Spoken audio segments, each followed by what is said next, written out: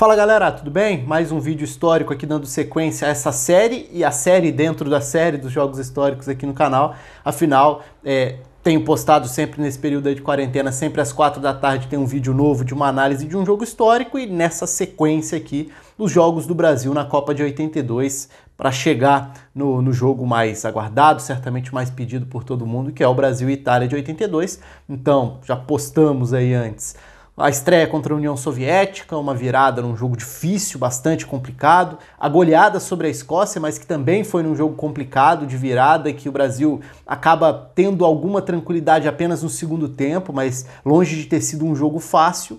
E agora sim, o jogo que fecha a fase de grupos, a goleada do Brasil para cima da Nova Zelândia. Aí sim dá para dizer que a grande atuação do Brasil na fase de grupos, quando dá para ter períodos de espetáculo, de jogo coletivo, de um futebol envolvente diante do adversário. Então, claro, importante fazer algumas ressalvas aí em relação à Nova Zelândia principalmente, né? A Nova Zelândia, a seleção mais fraca do grupo, já tinha sofrido muitos gols, era uma seleção semi-profissional até, um pouco amadora, com jogadores desempenhando outras funções também, então era uma seleção de um nível de exigência muito inferior. Então, obviamente, isso impacta também numa avaliação do que representa a atuação.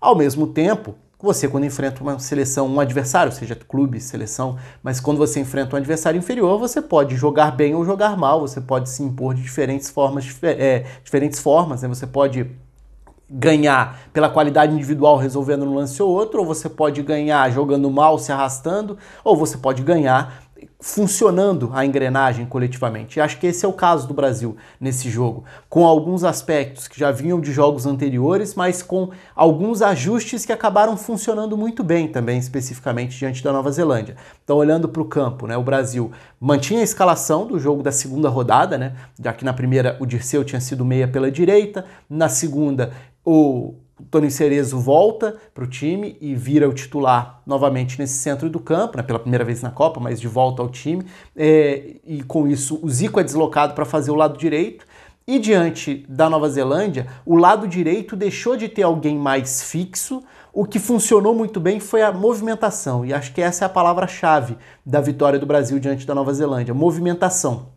Porque coletivamente foi uma grande exibição de jogadores que não guardavam posição, que se alternavam, que rodavam entre eles e que se entenderam muito bem dentro dessa aproximação que a movimentação gerava. De novo, tem o aspecto do adversário, não dá para ignorar isso ou isolar isso da análise. A Nova Zelândia jogava com duas linhas com 4, seus dois atacantes tinham a tendência de buscar os lados, se fosse para marcar ou para sair rápido. Então Ruffer e Woodin, os dois atacantes desse 4-4-2, eles geralmente até jogavam bastante distantes um do outro, porque cada um tentava ajudar a fechar um lado do campo e tentava gerar saída rápida pelos lados do campo, até pelo papel dos laterais do Brasil também, laterais ofensivos, e que foram, mais uma vez, determinantes dentro desse jogo, né? Aí também, voltando para a questão da evolução rodada a rodada. Na primeira rodada o Leandro não tinha feito um bom jogo, tinha sofrido contra os atacantes soviéticos. Na segunda ele já consegue uma partida mais segura diante de um destaque escocês que era o John Robertson. Na terceira, ele aparece para ser fundamental, atacando, criando chances e produzindo gols, já que as assistências dos dois primeiros gols saem justamente do lado direito com o Leandro. Então ele vira um dos personagens no jogo que foi o grande jogo do Zico na fase de grupos também, né? Participação direta nos 4 gols, marca os 2 primeiros, dá passes importantes para os outros 2. Então foi a grande atuação do Zico na Copa dentro da fase de grupos, foi a grande atuação do Leandro na fase de grupos também, mas mais uma vez foi uma atuação de outros destaques interessantes. Talvez o principal para mim no jogo tenha sido até o Toninho Cerezo, porque o Cerezo foi o jogador que, desde o início do jogo, era quem recuperava a bola à frente da defesa, iniciava, distribuía, armava o jogo de trás, fazia com que o Brasil ficasse tão à vontade. Diferentemente dos outros 2 jogos da fase de grupos, não foi uma partida em que o adversário do Brasil tinha qualidade para tentar ditar a posse de bola, sair jogando e incomodar o Brasil por tirar a bola do Brasil. Não era o caso da Nova Zelândia. Então a Nova Zelândia não ficava com a bola, não tinha essa capacidade de reter a posse da bola. Ao contrário do que a União Soviética fez no início do jogo, do que a Escócia fez no início do jogo, e assim essas seleções incomodavam um pouco mais o Brasil. Não foi o caso com a seleção neozelandesa.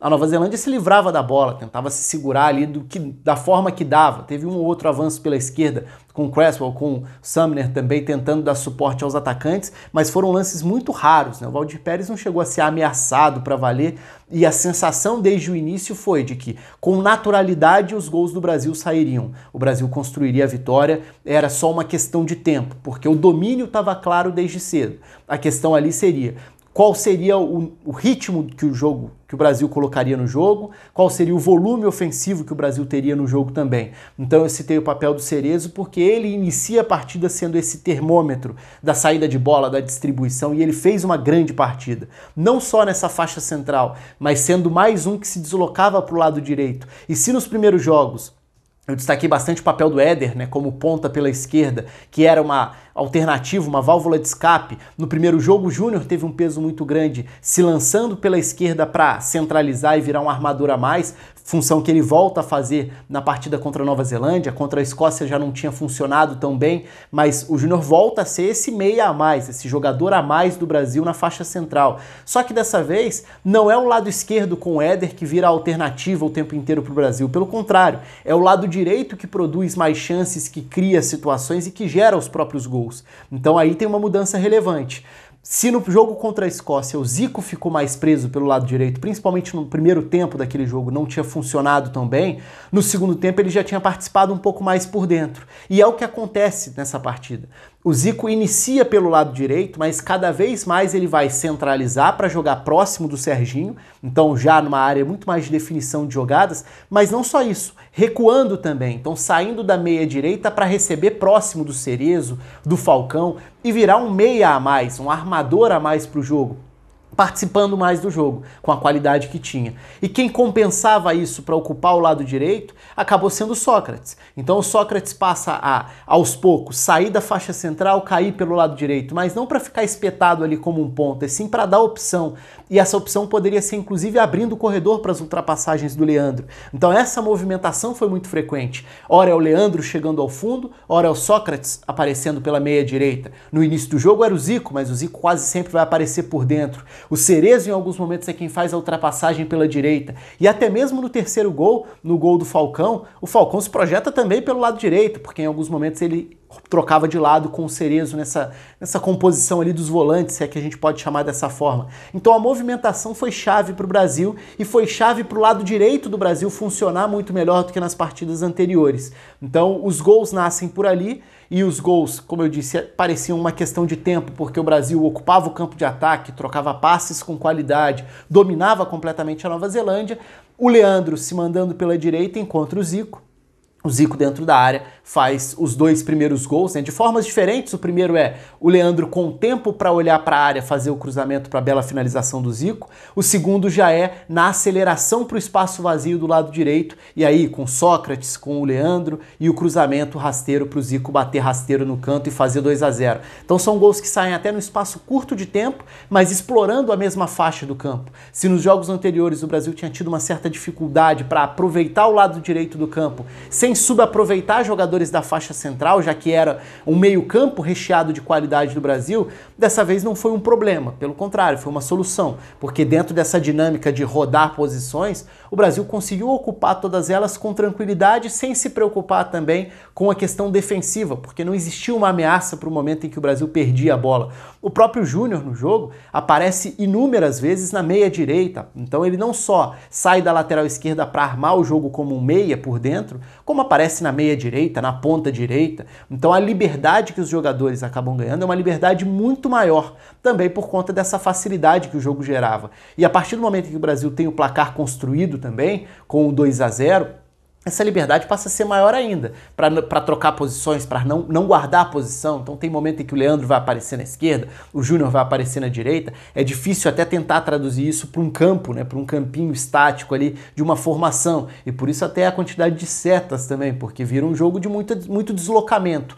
O Éder não fica tão preso à esquerda como nos jogos anteriores, o que não era um problema, porque ele produzia a partir da esquerda. Eu falei disso nos vídeos dos jogos anteriores, mas dessa vez ele mesmo passa a participar mais por dentro em alguns momentos, porque o jogo do Brasil buscava mais automaticamente, não só a faixa central, que era onde tinha a aproximação de tanta gente de qualidade, mas o lado direito, que é onde tinha um espaço vazio que permitia a movimentação constante e que é o que gera os gols do Brasil. O terceiro gol é um passe fantástico do Zico, um passe rápido, encontrando espaço para o Falcão se projetar, justamente nesse espaço pela meia direita, e aí no segundo tempo quem começa a aparecer um pouco mais saindo da direita, aparecendo também na esquerda, é o Sócrates. Então o Sócrates teve ao longo da fase de grupos diferentes funções, desde o meio-campista que se projetava, depois para ser um meia mais avançado por dentro, depois para ser um meia pela direita, mas que também não guardava posição. No segundo tempo cai um pouco mais pelo lado esquerdo também. Então é essa falta de posições fixas que permite que o Brasil acabe encantando diante dessa facilidade que o jogo permitiu também, né? Então, se o adversário era muito inferior, não exigia grande coisa, o Brasil ficou à vontade para construir o placar, criar vantagem e a partir daí se soltar completamente para de fato fazer uma partida muito imponente e muito agradável de ver também, porque por mais que a diferença de nível seja considerável, e isso acontece dependendo do momento, historicamente falando, né? Claro que à medida em que as décadas vão passando, a diferença dos piores times numa Copa do Mundo para os melhores, ela tende a diminuir, você achata um pouco mais a competitividade, mas numa Copa do Mundo é sempre relevante você conseguir uma goleada, você conseguir atropelar e deixar uma boa impressão. E é claro que isso fica marcado para a história também. Então a sensação desse jogo aí sim, ao contrário dos jogos anteriores que tinham sido jogos difíceis com momentos brilhantes, não, diante da Nova Zelândia foi a sensação de uma grande exibição coletiva do Brasil que era muito melhor e fez valer isso em campo, jogando muito bem, com toda essa movimentação, com o Cerezo fazendo uma grande partida, com o Zico sendo decisivo e brilhando nos gols, participando dos 4, que eu acabei nem citando, mas o quarto gol, que é o gol do Serginho, desencantando, é o gol que o Zico mata, recebe dentro da área, e consegue achar o passe ali para o Serginho já na pequena área definir. Então o Zico muito decisivo, o Cerezo fazendo grande partida, o Sócrates numa mudança de posicionamento que permitiu toda essa movimentação, o Leandro fazendo seu melhor jogo na Copa, o Júnior voltando a ser muito ativo e impressionante como um cara que era um motorzinho participando o tempo inteiro por dentro, pela direita, pela esquerda. Então é uma atuação realmente a melhor do Brasil dentro da fase de grupos da Copa do Mundo de 82. Conto com os comentários aí de vocês, se inscrevam no canal, deixem, compartilhem, ativem o sininho, enfim, participem. Um abraço, até a próxima.